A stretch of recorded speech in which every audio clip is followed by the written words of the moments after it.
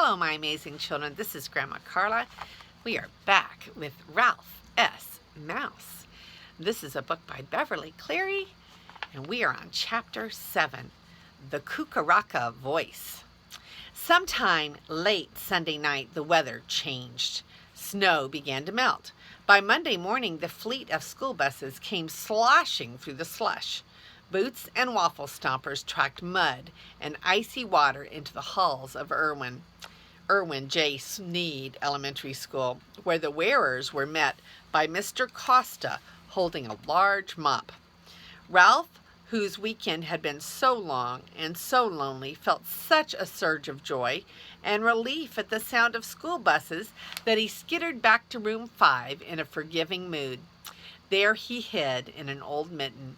Anything was better than that long, cold, miserable weekend, and perhaps Ryan had found a way of repairing the motorcycle. Mrs. K's class arrived in a grouchy mood. Snow was fun, slush was not. There was more confusion than usual as the children peeled off their wraps and kicked off their boots. Many were carrying clippings from the Cucaracha Voice. Miss K was not in the room to welcome them, which did not help. Gordon told Melissa, who was wearing wet shoes and carrying her boots, that he was sure static electricity would not hold a mouse to a sock. Melissa told Gordon he had no imagination. Brad arrived with his arm in a sling. Instantly, a rumor started that Brad had hit Ryan so hard that he had injured his hand. Sides were taken. Arguments began. Ryan glared at Brad. "You owe me a motorcycle for the one you broke. Serves you right if you hurt your hand."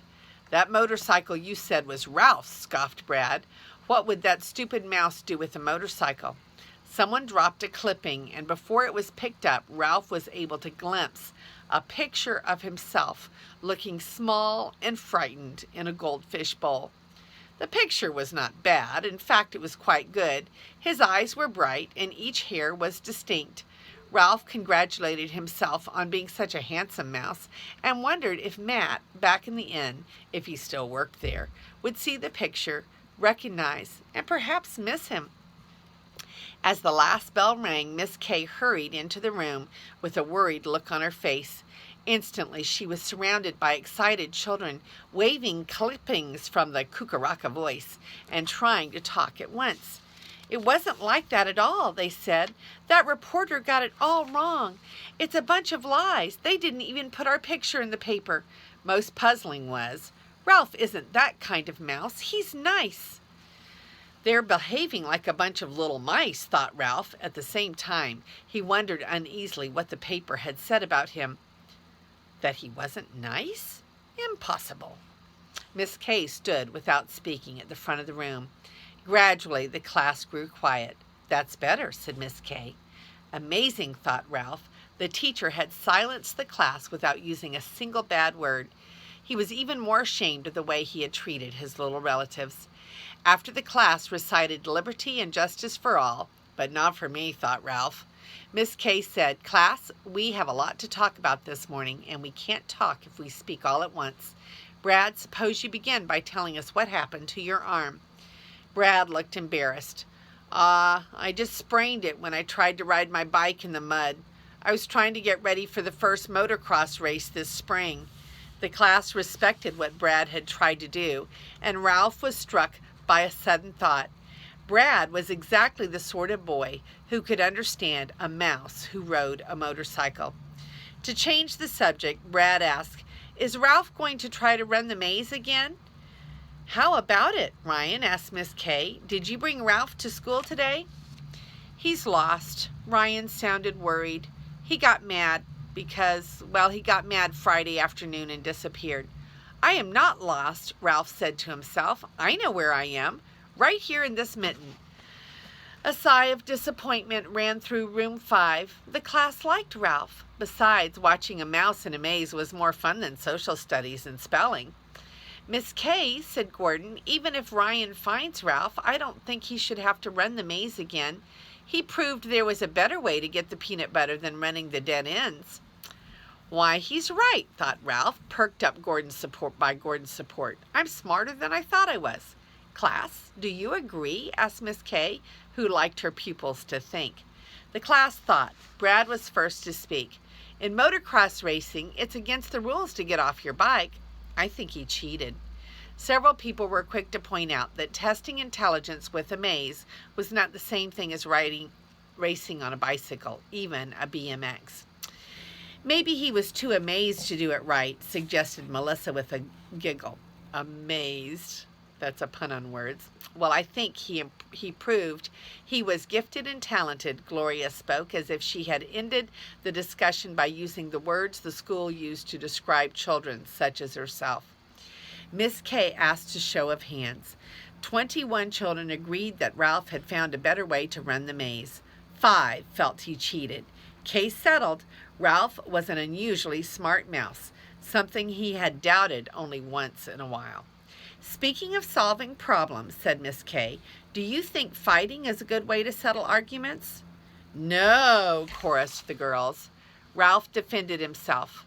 Brad pushed me first. Besides, it wasn't a fair fight because I had Ralph in my pocket, and I didn't want him to get hurt. What do you have to say, Brad? Miss K asked. He made me mad, always bragging about how smart his mouse is and then trying to make the maze easy. Brad slid down in his chair. Anyhow, how was I supposed to know he had his old mouse in his pocket? Ryan muttered to Brad, just because you get to come to school in a tow truck, you think you're so big. Just because you get to live in a hotel, you think you're better than anybody, mumbled Brad. These remarks were lost to the class because the girls, bored with the scuffle discussion, were waving their clippings from the Cucaracha Voice.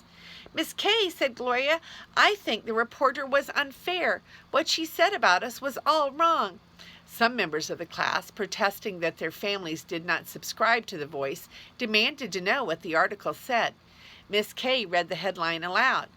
Class nabs Sneed Invader.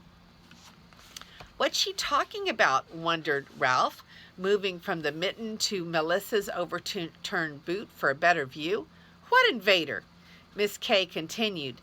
Under Ralph's picture, the story reads, Friday afternoon, the 5th grade class of Miss Bambi Kuchenbacher at Irwin J. Sneed Elementary School exhibited a mouse, thought to be one of many mice overrunning their school.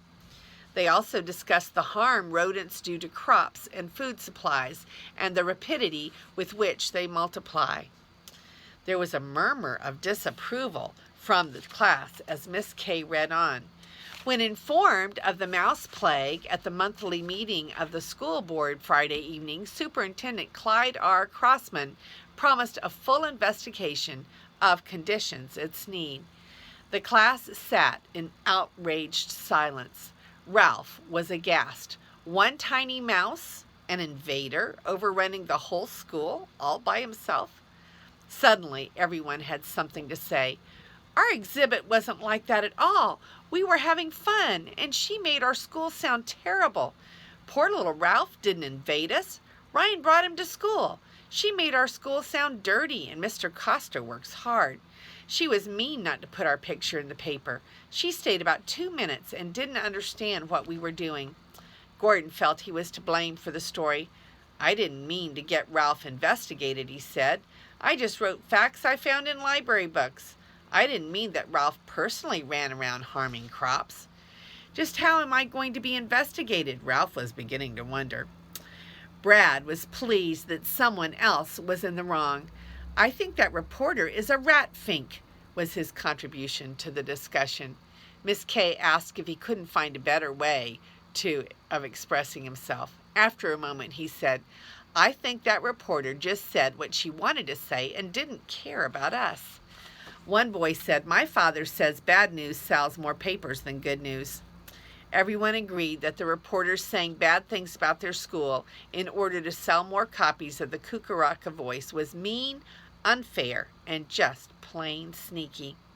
They did good things at their school, and she should have said so. Melissa said, I think we should all write letters to the paper and say the story wasn't true and that there is or was only one mouse here. A splendid idea, Melissa, said Miss K, always eager for a new project. We can write letters for our language arts class. However, I think we should be careful that we tell the truth. Of course, room 5 would tell the truth. Room 5 always told the truth, except when they fibbed a little. Miss Kay continued, "Can we be sure that Ralph was the only mouse in school? Our principal told me this morning after reading the article in last night's Voice, the cafeteria workers reported a hole in a bag of sugar and tail tracings in the spilled sugar. The 4th grade teacher reported that seeds had disappeared from the mosaics her class had made. The librarian said the shredded material from the bags that books are mailed in had been scattered on the carpet. And the 1st grade teacher said she found tooth marks in a jar of paste." This information silenced the class, but left Ralph burdened with guilt. He was just a little mouse trying to get along in the world. He had not meant to cause so much trouble. Melissa spoke out. "Maybe if there are other mice and we can catch Ralph again, we could find him a girlfriend and have a mouse wedding." "Oh, yes," said the girls, sighing. The boys were impolite about the suggestion. So was Ralph. "We don't know where Ralph is," was Miss Kay's comment, "and perhaps we should wait to write our letters until after the investigation. After all, there may be more mice in the school." The disappointed class, who had been planning the angry letters they would write to the newspaper, had to agree.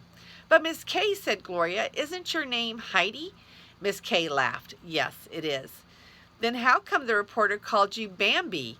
asked Gloria. "She must have confused her book characters," was Miss Kay's amused answer. Ralph saw nothing to be amused about. What would the investigation mean? Cats? An exterminator with traps and poisons? Fumigation with deadly fumes seeping through the halls? That new electronic mouser that made a noise only mice could hear and sent them screaming into the night? Ralph was sure of only one thing. He had to escape from Irwin J. Sneed Elementary School, and he had to escape soon. So that's the end of our chapter. So let's go look at all the the pictures here. All right, here is a picture of Ralph looking at the article. One of the kids dropped on the floor. You see Ralph is in this mitten, nice and cuddly, and he is looking at the newspaper article with great interest. And then get to the next picture. There are the children discussing what to do and how it was unfair what the reporter had said. And they're all making suggestions on what they should do. They have their hands up in the air. And that is the end of chapter 7.